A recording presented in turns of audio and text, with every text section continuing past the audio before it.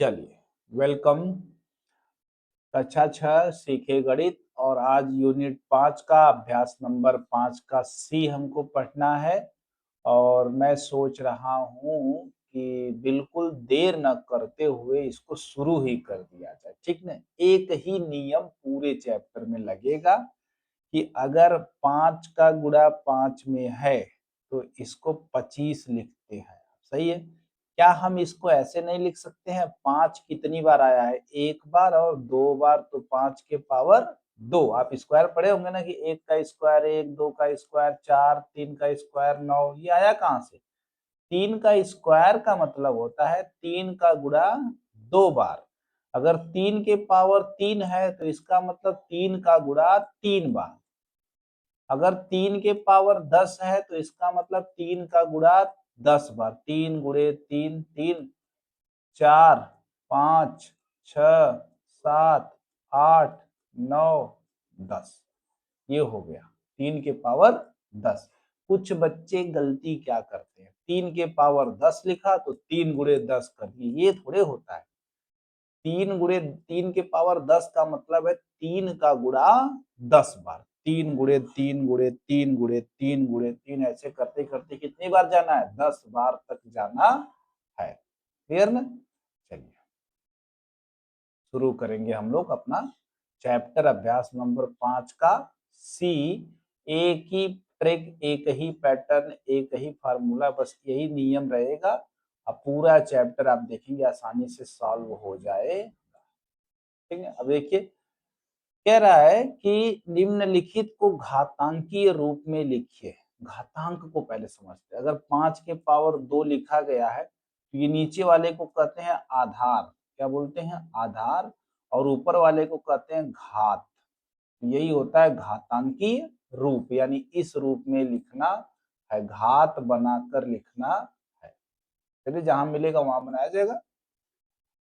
तो पहला सवाल है सी गुणे सी गुणे सी गुणे, फिर डॉट डॉट करके 5 बार। सी कितनी बार है? 5 बार है। सी गुणे सी गुणे सी गुणे सी गुणे सी, 5 बार हम लिख दिए। इसको ऐसे लिख सकते हैं, सी के पावर कै बार है? सी 1 2 3 4 5, 5 बार है तो सी के घात में 5, सी के पावर में 5 आंसर। ठीक है। इसको देखिए, 5 है, 5 लिख दीजिए। गुणे ए कितनी बार है? तो आप बोलेंगे सर ए 2 बार है तो ए के पावर 2। गुणा बी कितनी बार है? तो बी जो है 3 बार है तो बी के पावर 3। बीच में से गुणे को हटा दीजिए, 5 ए स्क्वायर बी के पावर 3। ये आपका आंसर। ठीक है। कितना सरल सरल सवाल। ये देखिए, 7 गुणे 7 गुणे 7 है, गुणा नहीं करना है। 7 के पावर 7 कितनी बार है? एक बार, दो बार, 3 बार। 7 जो है 3 बार है तो 7 के पावर 3 आंसर। गुणा नहीं करना है इसमें, ठीक ना। ये देखिए, टी कितनी बार है? 2 बार है। टी के पावर 2 गुणे वाई कितना बार है? 2 बार है। वाई के पावर 2, तो इसको लिख सकते हैं टी के पावर 2 वाई के पावर 2। इसको थोड़ा सा और भी आसान तरीके से लिख सकते हैं। दोनों के पावर में 2 है तो ऐसे लिख सकते हैं टी वाई दोनों लिखिए और एक साथ ब्रैकेट लगा के पावर में एक ही बार 2 लिखिए। ये ब्रैकेट बताएगा कि ये जो 2 है ये टी के पावर में भी है और ये जो 2 है ये वाई के पावर में भी है। ठीक ना। इस रूप में भी आप इसको लिख सकते हैं। इसी का उल्टा है, निम्नांकित को गुणा के रूप में लिखिए और इसको गुणा करके लिखना है भाई। ए स्क्वायर है तो ए कितनी बार है? 2 बार है। ए कितनी बार है? 2 बार है तो ए गुणा ए, फिर गुणा बी कितनी बार है? 2 बार है तो बी गुणे बी। ये हो गया आपका आंसर। इसको देखिए, दूसरा सवाल, 9 ए बी के पावर 3, तो 9 लिखिए, गुणा लिखिए, ए लिखिए, गुणा लिखिए। ए कितनी बार है? ए के पावर 1 है, ए एक ही बार है। अब बी कितनी बार है? 3 बार है। बी गुणा बी गुणा बी, बस ये आपका आंसर। ठीक ना। तीसरा देखिए, यह है 10 एक्स के पावर 3 वाई के पावर 3 जेड के पावर 3, तो 10 को 10 रखिए, गुणा करिए। एक्स कितनी बार है? 3 बार, तो एक्स गुणे एक्स गुणे एक्स 3 बार हो गया। वाई कितनी बार है? 3 बार, गुणे वाई गुणे वाई गुणे वाई गुणे जेड कितनी बार है? 3 बार, गुणे जेड गुणे जेड गुणे जेड। ये आपका आंसर हो गया। ठीक ना बच्चों? घातांक के रूप में ऐसे लिख, गुणा के रूप में। हाँ ये देखिए निम्नलिखित को घातांकीय रूप में लिखिए। ए गुणा डॉट डॉट डॉट कितनी बार है? n बार है। अभी तक 5 बार, 10 बार, 7 बार, 8 बार ऐसे मिल रहा था, अब n बार है। तो इसको घातांक के रूप में कैसे लिखेंगे? ए सॉरी, जब 5 बार था तो a के पावर 5 लिखते थे, 10 बार था तो a के पावर 10 लिखते थे, अब n बार है तो a के पावर n लिख दिया जाएगा। ऐसे ही b गुणे b कितनी बार है? n बार है, तो ऐसे लिखेंगे b के पावर n।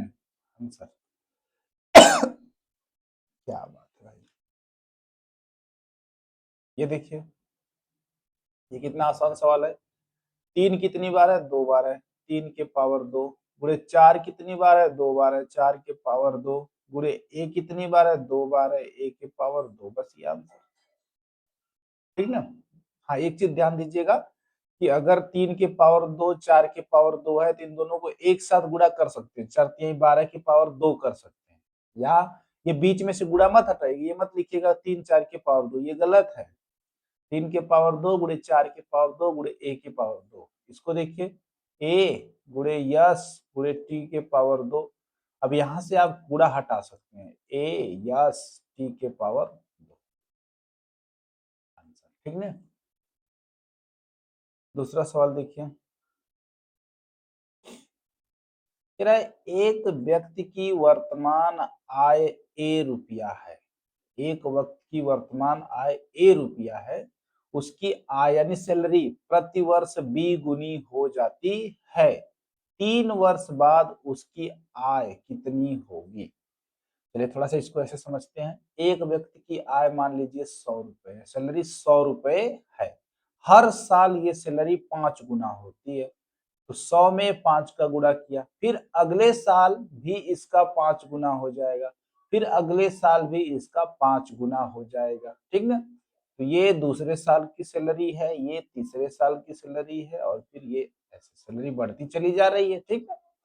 तो अगर किसी की सैलरी ए है और उसकी सैलरी बी गुना हो जा रही है, फिर अगले साल भी बी गुना हो जा रही है, फिर अगले साल भी बी गुना हो जा रही है, तो पहले साल में बी गुना, फिर बी गुना, फिर बी गुना, 3 साल हो गया। तो ये हो गया ए बी के ए गुणा बी के पावर में 3, यानी ये मिल गया ए गुणा हटा सकते हैं बी के पावर 3, इसकी सैलरी इतनी हो जाएगी। समझ में आ गया है? ये आ गया तो आगे चलते हैं। खत्म हो गया क्या भाई? हाँ ये चैप्टर बहुत छोटा है, इतना ही खत्म। 5 का सी कंप्लीट, और इसके बाद बच्चों हम लोग मिलेंगे चैप्टर नंबर 5 का डी के साथ मिलने वाले हैं। ठीक, ओके।